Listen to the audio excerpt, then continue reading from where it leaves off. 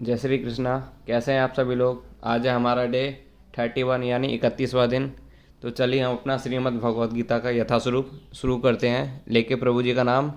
हरे कृष्णा कृष्णा कृष्णा हरे हरे, हरे राम राम राम हरे हरे।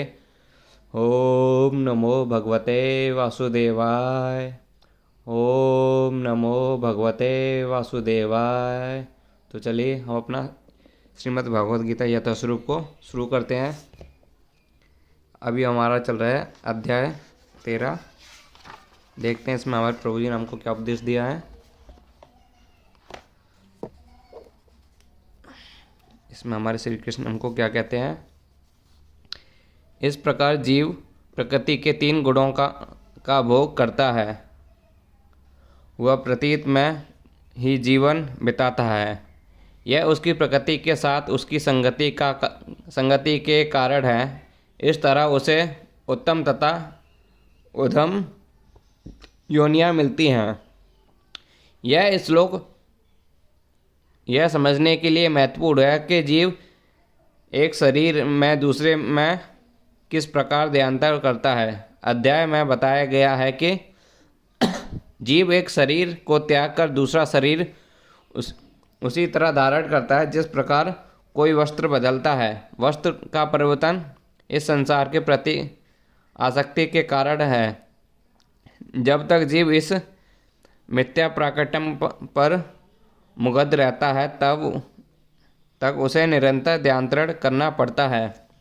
प्रकृति पर प्रभुत्व जताने की इच्छा के फलस्वरूप वह ऐसी प्रतिकूल परिस्थितियों में फंसता रहता है। भौतिक इच्छा के वशीभूत हो उसे कभी देवता के रूप में तो कभी मनुष्य के रूप में, कभी पशु, कभी पक्षी, कभी पेड़ कीड़े, कभी जल जंतु, कभी संत पुरुष तो कभी खटमल के रूप में जन्म लेना पड़ता है।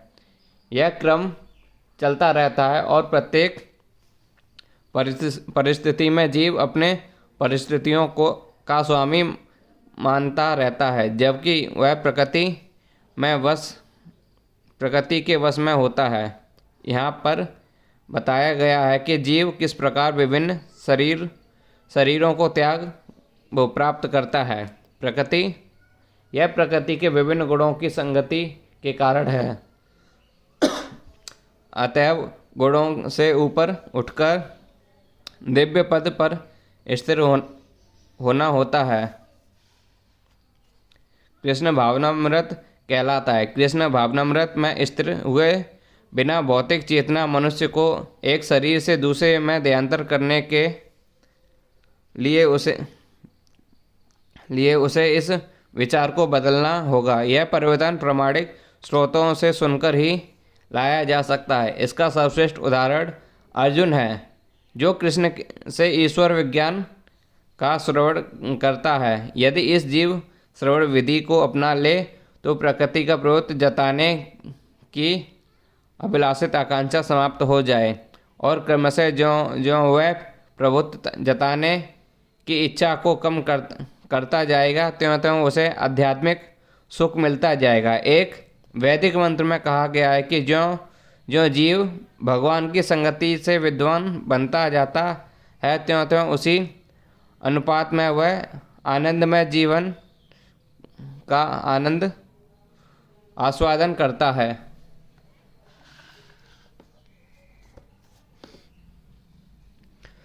तो भी इस शरीर में एक अन्य दिव्य भोक्ता है जो ईश्वर है, परम स्वामी है और साक्षी तथा अनुमति देने वाले के रूप में विद्वान है और जो परमात्मा कहलाता है। यहाँ पर कहा गया है कि जीवात्मा के साथ निरंतर रहने वाला परमात्मा परमेश्वर का प्रतिनिधि है। वह सामान्य जीव नहीं, क्योंकि अद्वैतवादी चिंतक शरीर के ज्ञाता को एक मानते हैं। अतएव उनके विचार से परमात्मा तथा जीवात्मा में कोई अंतर नहीं है। इसका स्पष्टीकरण करने के लिए भगवान कहते हैं कि प्रत्येक शरीर में परमात्मा रूप में विद्वान हैं। वे जीवात्मा से भिन्न हैं वे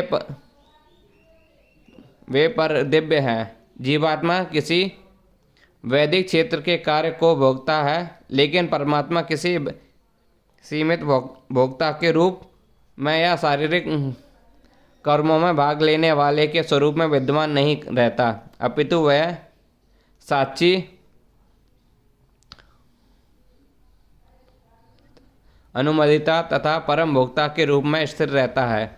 उसका नाम परमात्मा है, आत्मा नहीं। वह दिव्य है। यह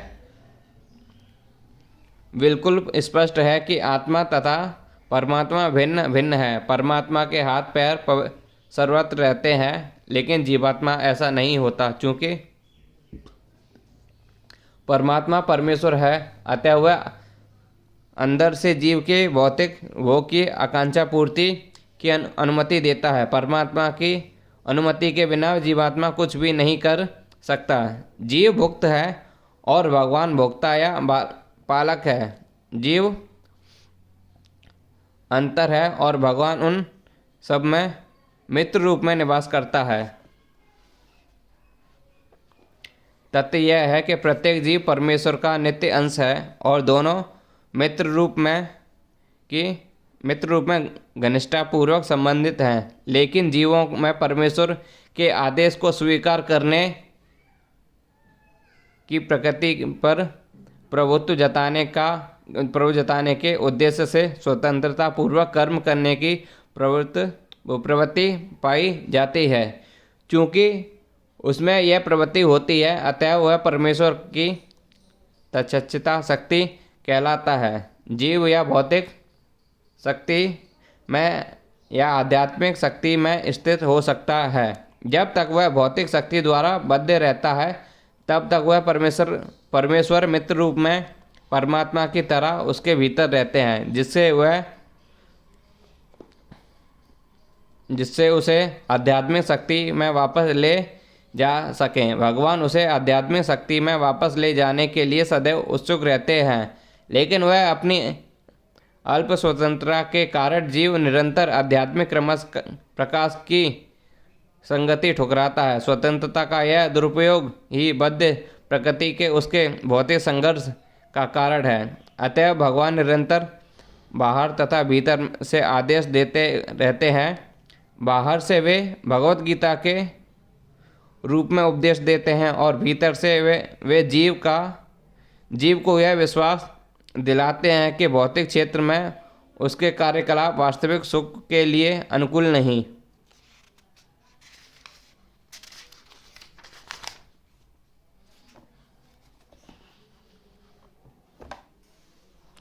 है। उनका वचन है कि इसे त्याग दो और मेरे प्रति श्रद्धा करो, तुम सुखी होगे।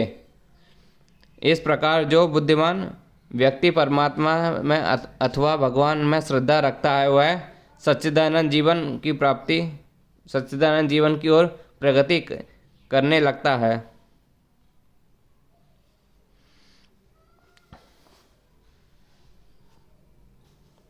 जो व्यक्ति प्रकृति, जीव तथा प्रकृति के गुणों के अंतक्रिया में संबंधित इस विचारधारा को समझ लेता है, उसे मुक्ति की प्राप्ति सुनिश्चित है। उसकी वर्तमान स्थिति चाहे जैसी हो, यहाँ पर उसका पुनर्जन्म नहीं होगा। प्रकृति, परमात्मा, आत्मा तथा इसके अंत संबंध की स्पष्ट जानकारी हो जाने पर मनुष्य मुक्त होने का अधिकारी बनता है और वह इस भौतिक प्रकृति में लौटने के लिए बद्धे हुए बिना वैकुंठ वापस चले जाने का अधिकारी बन जाता है। यह ज्ञान का फल है। ज्ञान यह समझने के लिए होता है कि वैध योग से जीव इस संसार में आ गिरा। उसे प्रामाणिक व्यक्तियों, साधु पुरुषों तथा गुरु की संगति में निजी प्रयास द्वारा अपनी स्थिति समझनी है और तब जिस रूप में भगवान ने भगवत गीता कही है, उसे समझकर आध्यात्मिक चेतना या कृष्ण भावनामृत को प्राप्त करना है। तब यह निश्चित है कि वह इस संसार में फिर कहीं को कभी नहीं आ सकेगा। वह सच्चिदानंद जीवन बिताने के लिए वैकुंठ लोक भेज दिए जाएगा। कुछ लोग परमात्मा को ध्यान के द्वारा अपने भीतर देखते हैं, तो दूसरे लोग ज्ञान के अनुशीलन द्वारा और कुछ ऐसे जो निष्काम कर्मयोग द्वारा देखते हैं। भगवान अर्जुन को बताते हैं कि जहाँ तक मनुष्य द्वारा आत्म साक्षात्कार की खोज का प्रश्न है, बद्ध जीव की दो श्रेणियाँ हैं। जो लोग नास्तिक, अज्ञेयवादी तथा संयमवादी हैं, वे आध्यात्मिक ज्ञान से विहीन हैं, किंतु अन्य लोग जो आध्यात्मिक जीवन संबंधी अपने ज्ञान के प्रति श्रद्धावान हैं, वे आत्मदर्शी, दार्शनिक तथा निष्काम कर्मयोगी कहलाते हैं। जो लोग सदैव अद्वैतवाद की स्थापना करना चाहते हैं, उनकी भी गणना नास्तिक एवं अजैयवादियों में की जाती है। दूसरे शब्दों में केवल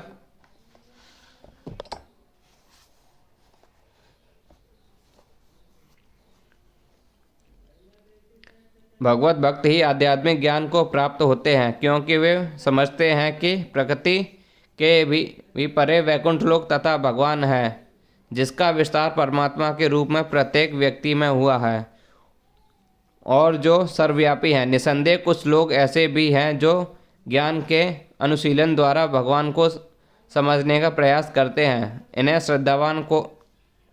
इन्हें श्रद्धावानों की श्रेणी में गिना जा सकता है। सांख्य दार्शनिक इस भौतिक जगत का विश्लेषण 24 तत्वों के रूप में करते हैं और वे आत्मा को 25वां तत्व मानते हैं। जब वे आत्मा की प्रकृति को भौतिक तत्वों से परे समझने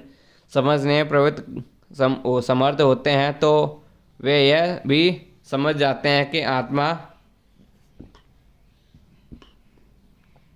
के भी ऊपर भगवान है और वह 26वां तत्व।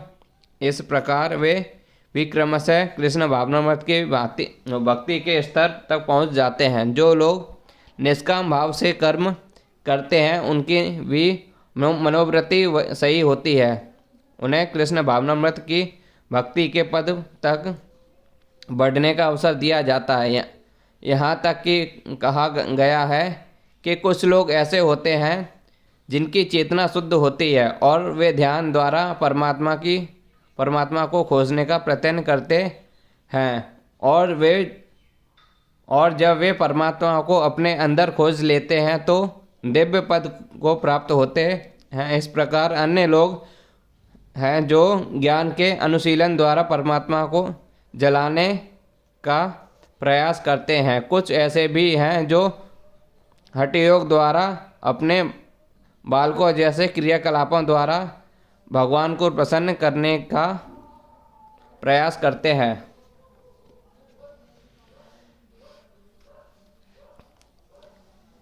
ऐसे भी लोग हैं जो यद्यपि आध्यात्मिक ज्ञान से अवगत नहीं होते, पर अन्यों से परम पुरुष के विषय में सुनकर उनकी पूजा करने लगते हैं। ये लोग भी प्रामाणिक पुरुषों से श्रवण करने की मनोवृत्ति होने के कारण जन्म तथा मृत्यु के पथ को पार कर जाते हैं। यह श्लोक आधुनिक समाज पर विशेष रूप से लागू होता है, क्योंकि आधुनिक समाज में आध्यात्मिक विषयों की शिक्षा नहीं दी जाती। कुछ लोग नास्तिक प्रतीत होते हैं तो कुछ अजैयवादी तथा दार्शनिक, लेकिन वास्तव में इन्हें दर्शन का कोई ज्ञान नहीं होता। जहाँ तक सामान्य व्यक्ति की बात है, यदि वह पुण्यता है तो श्रवण द्वारा प्रगति कर सकता है। वह श्रवण विधि अत्यंत महत्वपूर्ण है। आधुनिक जगत में कृष्ण भावनामृत का उपदेश करने वाले चैतन्य ने श्रवण पर आध्यात्मिक बल दिया था, क्योंकि यदि सामान्य व्यक्ति प्रामाणिक स्रोतों से केवल श्रवण करे तो वह प्रगति कर सकता है। विशेषता चैतन्य महाप्रभु के अनुसार यदि वह हरे कृष्ण कृष्ण कृष्ण हरे हरे, हरे राम राम राम हरे हरे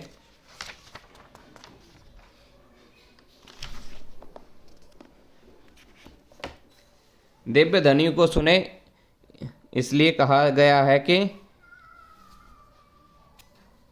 सभी व्यक्तियों को सिद्धि पुरुषों से श्रवण करने का लाभ उठाना चाहिए और इस तरह क्रम से प्रत्येक वस्तु समझने में समर्थ बनना चाहिए। तब निश्चय रूप से परमेश्वर की पूजा हो सकेगी। भगवान चैतन्य महाप्रभु ने कहा है कि इस युग में मनुष्य को अपना पद बदलने की आवश्यकता नहीं, अपितु उसे चाहिए कि वह मनोधर्म तर्क द्वारा परम सत्य को समझने में प्रयास को त्याग दे। उसे उन शक्तियों का दास बनना चाहिए जिन्हें परमेश्वर या ज्ञान है। यदि कोई इतना भाग्यशाली हुआ कि उसे शुद्ध भक्त की शरण मिल सके और वह उसे आत्म साक्षात्कार के विषय में श्रवण करके उसके पद चिन्हों पर चल सके तो उसे श्रवण शुद्ध भक्त का पद प्राप्त हो जाता है। इस श्लोक में श्रवण विधि पर विशेष रूप से बल दिया गया है और यह सर्वथा उपयुक्त, यद्यपि सामान्य व्यक्ति तथाकथित दार्शनिक की भांति प्राय समर्थ नहीं होता, लेकिन प्रामाणिक व्यक्ति से श्रद्धा पूर्वक श्रवण करने से इस भवसागर को पार करके परम धाम वापस जाने से उसे सहायता मिलेगी।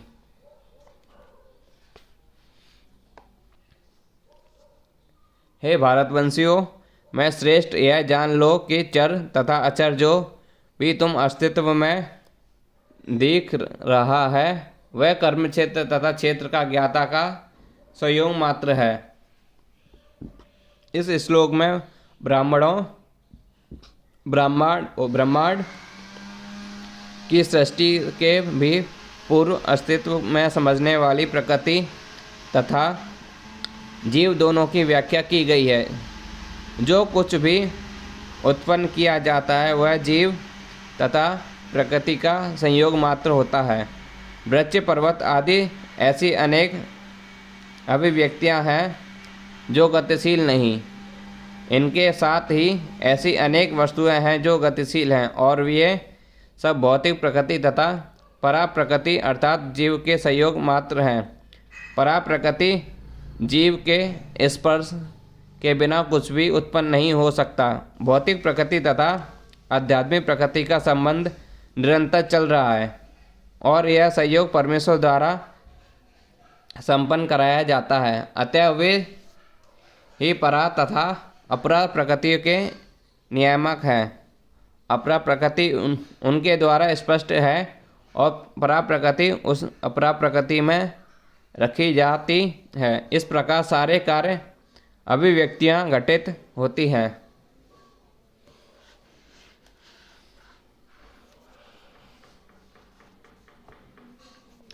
जो परमात्मा को समस्त शरीरों में आत्मा के साथ देखता है और जो यह समझता है कि इस नश्वर शरीर के भीतर ना तो आत्मा है ना ही परमात्मा कभी भी विनष्ट होता है, वही वास्तव में देखता है।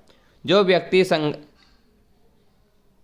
सत्य संगी के तीन वस्तुओं को शरीर का स्वामी या आत्मा तथा आत्मा के मित्र को एक साथ संयुक्त देखता है वही सच्चा ज्ञानी है। जब तक आध्यात्मिक विषयों के वास्तविक ज्ञाता की संगति नहीं मिलती तब तक कोई इन तीनों वस्तुओं को नहीं देख सकता। जिन लोगों की ऐसी संगति नहीं होती वे अज्ञानी हैं। वे केवल शरीर को देखते हैं और जो यह शरीर विनष्ट हो जाता है तो समझते हैं कि सब कुछ नष्ट हो गया है, लेकिन वास्तविकता तो यह नहीं है। शरीर के विनष्ट होने पर आत्मा तथा परमात्मा का अस्तित्व बना रहता है और वे अनेक विविध चर तथा अचर रूपों में सदैव जाते रहते हैं।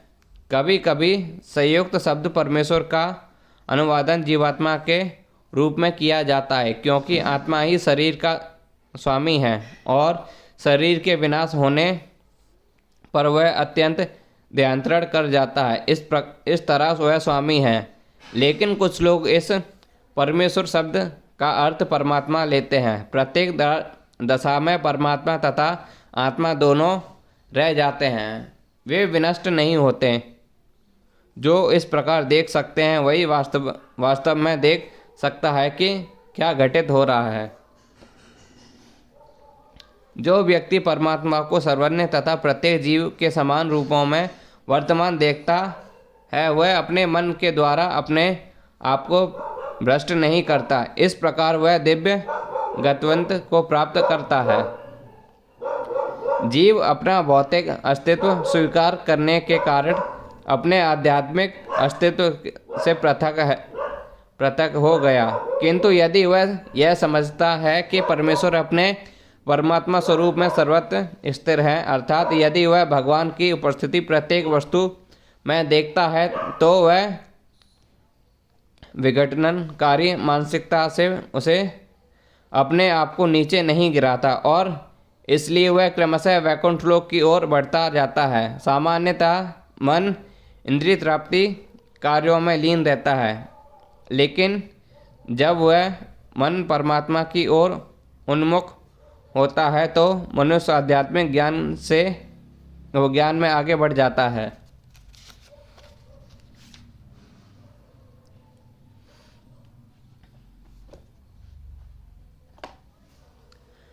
जो यह देखता है कि सारे कार्य शरीर द्वारा संपन्न किए जाते हैं, जिसकी उत्पत्ति प्रकृति से हुई है, और जो देखता है कि आत्मा कुछ भी नहीं करता हुआ यथार्थ में देखता है, यह शरीर परमात्मा के निर्देशानुसार प्रकृति द्वारा बनाया गया है और मनुष्य के शरीर के जितने भी कार्य संपन्न होते हैं वे उसके द्वारा नहीं किए जाते। जो मनुष्य जो भी करता है, चाहे वह सुख के लिए करे या दुख के लिए, वह शारीरिक रचना के कारण उसे करने के लिए बाध्य होता है। लेकिन आत्मा इन शारीरिक कार्यों से विलग रहता है।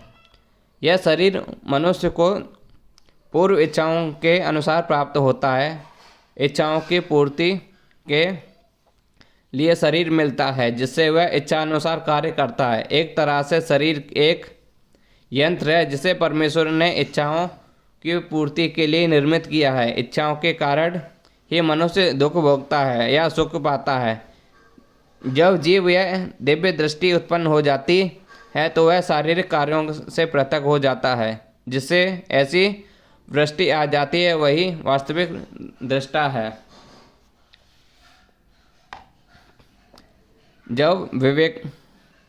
जब विवेकवान व्यक्ति विभिन्न भौतिक शरीरों के कारण विभिन्न स्वरूपों को देखना बंद कर देता है और यह देखता है कि किस प्रकार ये जीव सर्वज्ञ फैले हुए हैं, तो वह ब्रह्म बोध को प्राप्त होता है। जब मनुष्य यह देखता है कि विभिन्न जीवों के शरीर उस जीव की विभिन्न इच्छाओं के कारण उत्पन्न हुए हैं और वे आत्मा से किसी तरह संबंध नहीं है, तो वह वास्तव में देखता है कि देहात्म बुद्धि के कारण हम किसी को देवता, किसी को मनुष्य, कुत्ता, बिल्ली आदि के रूप में देखते हैं। यह भौतिक दृष्टि है, वास्तविक दृष्टि नहीं। यह भौतिक भेदभाव देहात्म बुद्धि के कारण है। भौतिक शरीर के विनाश के बाद आत्मा एक रहता है। यही आत्मा भौतिक प्रकृति के संपर्क से विभिन्न प्रकार के शरीर धारण करता है। जब कोई इसे देख पाता है तो उसे आध्यात्मिक दृष्टि प्राप्त होती है। इस प्रकार मनुष्य पशु, ऊंट, नीच आदि के देखभाल से मुक्त हो जाता है। उसकी चेतना शुद्ध हो जाती है और वह अपने आध्यात्मिक स्वरूप से में कृष्ण भावनामृत विकसित करने में इस पर समर्थ होता है। तब वह वस्तुओं को जिस रूप में देखता है उसे अगले श्लोक में बताया गया है। शाश्वत दृष्टि संपन्न लोग यह देख सकते हैं कि अविनाशी आत्मा दिव्य, शाश्वत तथा गुणों से अतीत है। हे अर्जुन, भौतिक शरीर के साथ संपर्क होते हुए भी आत्मा ना तो कुछ करता है और ना ही लिप्त होता है। ऐसा प्रतीत होता है कि जीव उत्पन्न होता है क्योंकि भौतिक शरीर का जन्म होता है, लेकिन वास्तव में जीव शाश्वत है। वह उत्पन्न नहीं होता, वह शरीर में स्थिर रहकर भी वह दिव्य तथा शाश्वत रहता है। इस प्रकार वह विनष्ट नहीं किया जा सकता। वह वास्तविक, वह स्वभाव से आनंदमय है। वह किसी भौतिक कार्य में प्रवृत्त नहीं होता। अतः भौतिक शरीरों के साथ उसका संपर्क होने से जो कार्य संपन्न होते हैं उसे लिप्त नहीं कर पाते। यद्यपि आकाश सर्वव्यापी है, किंतु अपनी सूक्ष्म प्रवृत्ति के कारण किसी वस्तु से लिप्त नहीं होता। इस तरह ब्रह्म दृष्टि में स्थिर आत्मा शरीर में स्थिर रहते हुए भी शरीर में लिप्त नहीं होता।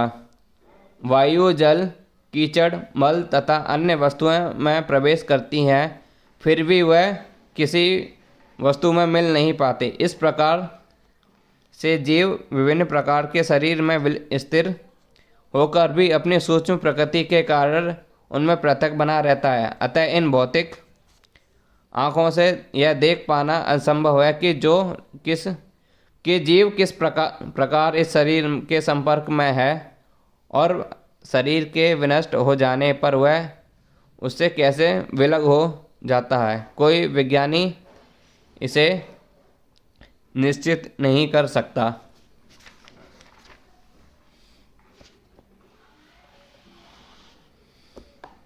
हे भरतपुत्र, जिस प्रकार सूर्य अकेले इस सारे ब्रह्मांड को प्रकाशित करता है, उसी प्रकार शरीर के भीतर स्थित एक आत्मा शरीर को चेतना से प्रकाशित करना वो करता है।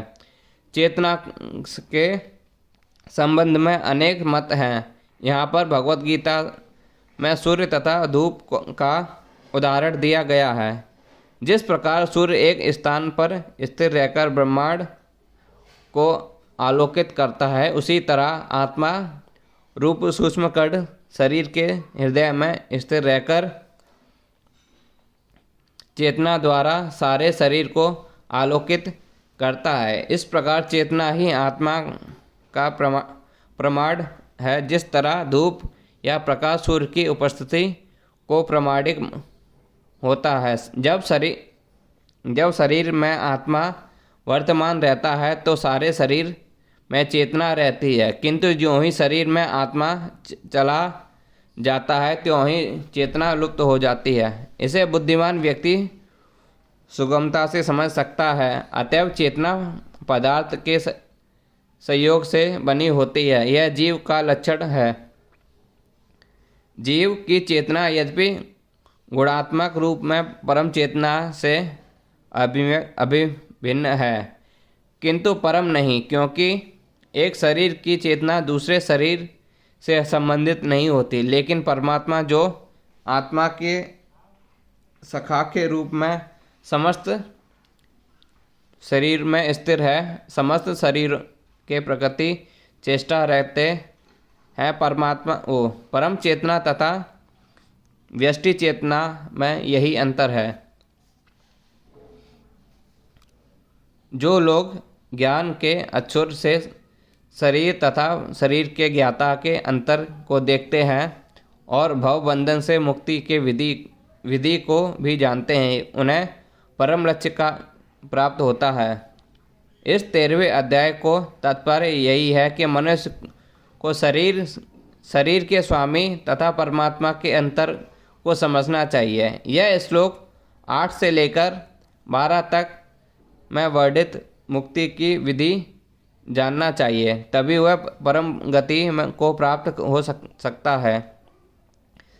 श्रद्धालु को चाहिए कि सर्वप्रथम वह ईश्वर का श्रवण करने के लिए सत्संगी करे और धीरे धीरे प्रबुद्ध बने। यदि गुरु स्वीकार कर लिया जाए तो पदार्थ या आत्मा के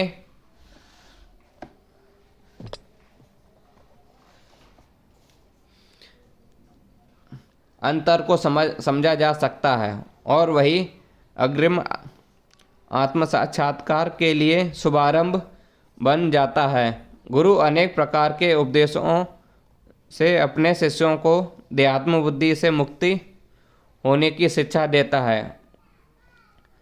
उदाहरण था, भगवत गीता में कृष्ण अर्जुन को भौतिक बातों से मुक्त होने के लिए शिक्षा देते हैं। मनुष्य को यह समझ सकता है कि यह शरीर पदार्थ है और इसे 24 तत्वों में विश्लेषित किया जा सकता है।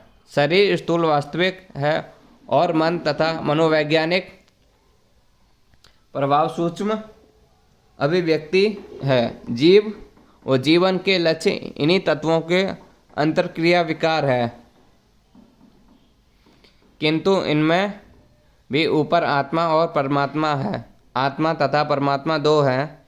यह भौतिक जगत आत्मा तथा 24 तत्वों के सहयोग से कार्यशील है। जो संपूर्ण भौतिक जगत के इस रचना को आत्मा तथा तत्वों के संयोग से हुई मान्यता है और परमात्मा की स्थिति को भी देखता है, यही वैकुंठ लोक जाने का अधिकारी बन पाता है। जो ये बातें चिंतन तथा साक्षात्कार की है। मनुष्य को चाहिए कि गुरु की सहायता से इस अध्याय को भली भांति समझ ले। इस प्रकार भगवत गीता के 13वें अध्याय प्रकृति, पुरुष तथा चेतना का भक्ति वेदांत तात्पर्य पूर्ण हुआ। हरे कृष्ण कृष्ण कृष्ण हरे हरे, हरे राम राम राम हरे हरे। तो यहाँ पे हमारा अध्याय 13 समाप्त होता है। कल से हम अपना अध्याय 14 को प्रारंभ करेंगे और देखेंगे कि हमको हमारे प्रभु जी ने क्या उपदेश दिया है। उसका नाम है, अध्याय 14 का नाम प्रकृति के 3 गुण। देखते हैं वो कौन से 3 गुण हैं जो हमको हमारे श्री कृष्ण भगवान ने बताए हैं। तो जब तक के लिए भगवान के नाम का वर्णन कीजिए, हरे कृष्ण मंत्र का उच्चारण कीजिए।